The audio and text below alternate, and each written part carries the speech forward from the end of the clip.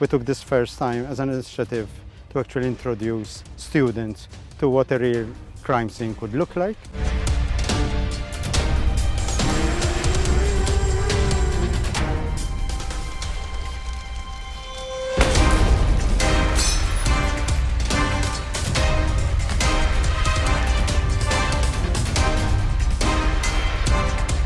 Together as a series of professionals, we actually gave students a really good experience of what it could be like to experience a crime scene, like in this case, which was a car bomb. This gives students an experience of what it means to be a criminologist and also what it means to be an expert, a professional expert in the disciplined forces.